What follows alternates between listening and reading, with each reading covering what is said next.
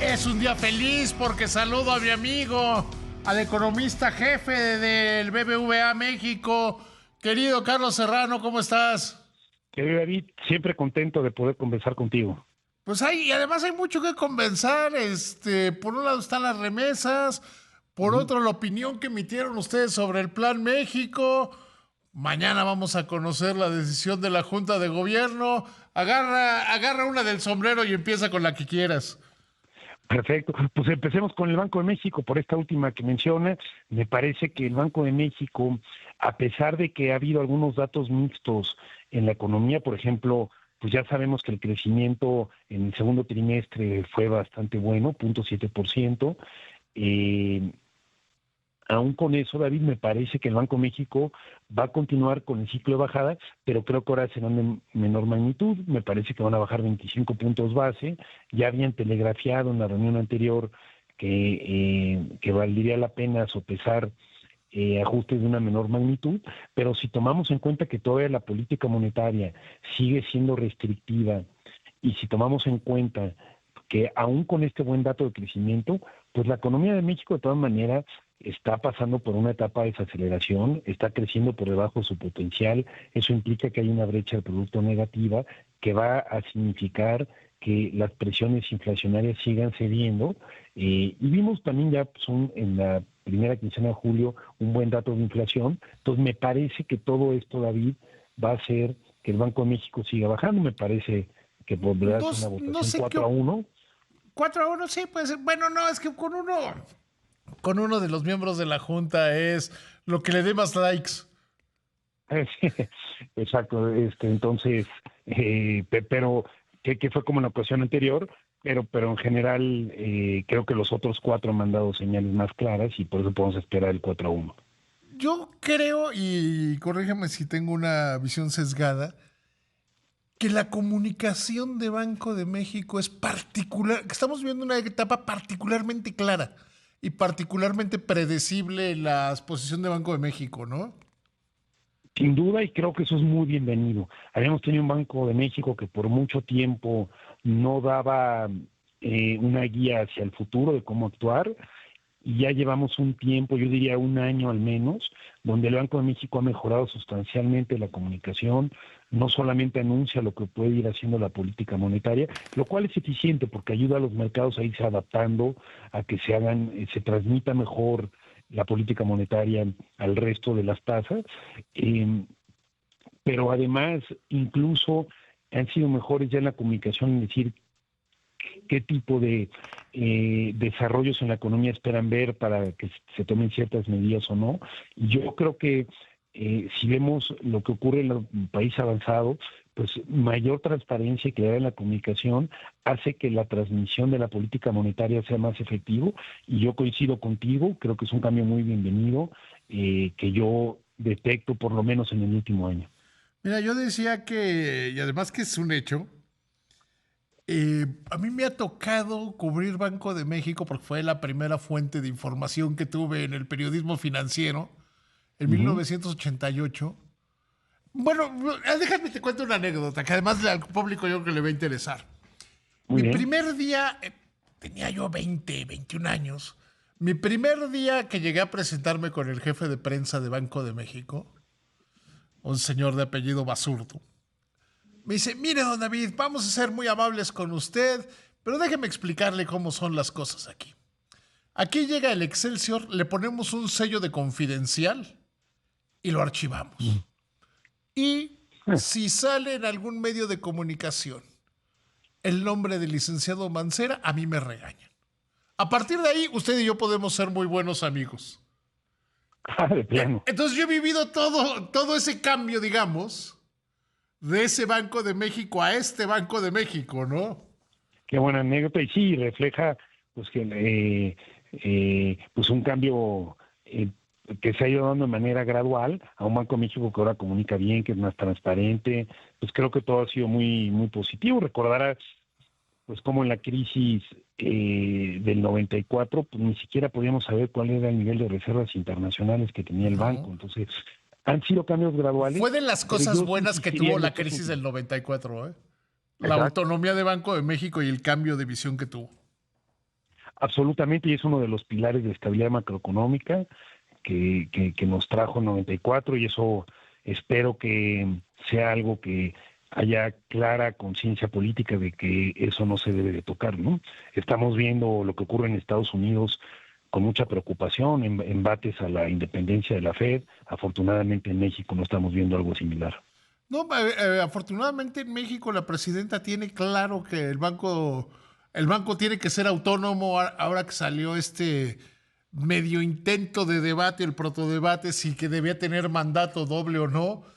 La presidenta fue muy Exacto. cuidadosa en hablar desde la autonomía de Banco de México. Creo que usó más la palabra banco, más bien, usó de apellido autonomía a cada que Ujú. mencionaba Banco de México, ¿eh? Absolutamente, y creo que eso es muy, muy positivo que la presidenta tenga esto claro, porque está muy comprobado que cuando se pierde autonomía en los bancos centrales, la política monetaria se hace rehén de intereses políticos, actúa más con visión de corto plazo, y eso hace que se pueda sacrificar la búsqueda de una inflación baja y estable. Pues sí. Y ahora escoge el tema 2.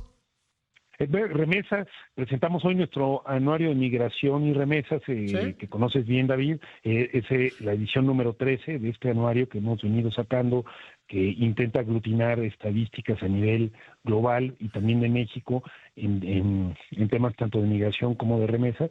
Te diría, yo destacaría dos o tres cosas de este anuario que presentamos el día de hoy. La primera, David, es que la frontera entre México y Estados Unidos prácticamente está sellada. Tan solo en 2023 veíamos aprehensiones en la frontera de 250,000. En junio de este año nada más se dieron 6,000. Es decir, prácticamente ya no está habiendo tráfico de migrantes en la frontera. Esto creo que se debe tanto a las medidas que han tomado México y Estados Unidos para ordenar los flujos migratorios, para impedir la migración ilegal, pero también al hecho de que en Estados Unidos pues se suspendieron las solicitudes de asilo. Entonces, esto ha sido un resultado que además otra cosa interesante, David, es que también el flujo de migrantes de Sudamérica hacia la frontera con Estados Unidos también prácticamente está ya en cero. Los migrantes que pasan por el Darién en Panamá prácticamente ya no ha habido en los últimos meses, y eso hace que, te acordarás, hace 2 o 3 años México tenía el enorme reto de que había volúmenes muy altos de migrantes de otros países que atravesaban nuestro territorio. Hoy eso ya ha bajado, entonces estamos ya en una situación donde prácticamente pues no hay migración indocumentada hacia Estados Unidos, ¿no?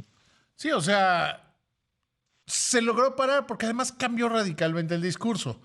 Habría que recordar que cuando el gobierno de López Obrador era pasen todos hermanos aquí donde comen dos, comen tres y todas esas cosas, a tener una política correcta, creo yo, de decir, a ver, hay que parar la migración ilegal, ¿no? Coincido, y creo que la presidenta, pues en parte por estos temas también arancelarios, donde se han dado estas amenazas de aranceles importantes por temas migratorios, se ha logrado ordenar mucho el tráfico. Creo que es correcto. Yo creo que la migración es algo positivo para las economías. Yo creo que Estados Unidos necesitará migrantes, pero sí entiendo que un país quiera tener control de los flujos que lleguen a su Y país, además que la que migración lleguen sea los que legal, invitas, eso no que también lo llegue. puedo entender, ¿no? O sea, yo lo entiendo desde que no quieres que te den portazo. O sea, que tú Exactamente. quieres decidir quién entra a tu casa. Exactamente. ¿Quién llega a tu fiesta? Que necesitas gente para tu fiesta, sí, pero no quieres, coincido, es buena analogía, no quieres que te den un portazo. Sí, o sea, porque no es. Tendemos a meterle el tema del racismo y no sé cuántas cosas. No, es un tema de. Es mi casa, yo decido quién y cómo entra a mi casa, ¿no? Exactamente, Y si exactamente. quiero invitar a alguien a mi casa, yo decido en qué condiciones lo recibo. Totalmente de acuerdo. Entonces creo que es bueno ordenar esos flujos y creo que se ha logrado de manera muy positiva. Espero que eso lleve algo a la administración de Trump, pues a reducir los aranceles, a que no se materialicen estas amenazas, porque realmente pues lo que se ha hecho de forma conjunta, porque son ambos gobiernos, realmente se ha traducido en que prácticamente hoy el flujo es muy cercano a cero, ¿no? De migrantes, después de que tuvimos pues años de migración muy elevada en la administración Biden, ¿no? Ahora, ¿cómo entender lo de las remesas?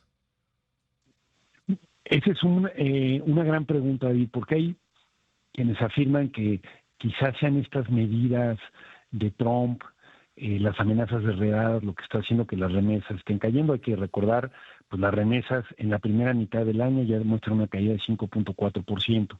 Me parece que es algo más profundo, por dos razones. Primero, las remesas, ya lo hemos venido hablando tú y yo varios meses, empezaron a tener meses con caídas desde antes que supiéramos que Trump iba a ser el presidente. Y segundo, las remesas están cayendo, pero nada más a México, están creciendo al resto de países de Centroamérica. Entonces, si fueran exclusivamente estos temas de miedo a las redadas, etcétera, yo creo que Sería también estaríamos viendo caídas. en toda la región, por lo menos. Exactamente, exactamente. A mí me parece que esto es algo más estructural y eso más estructural obedece a dos factores. El primero es que el número de mexicanos en Estados Unidos lleva pues ya estancado un buen tiempo en alrededor de 12 millones. La realidad es que ya no ha habido más aumento de mexicanos en Estados Unidos y eso eventualmente se iba a traducir en menos remesas.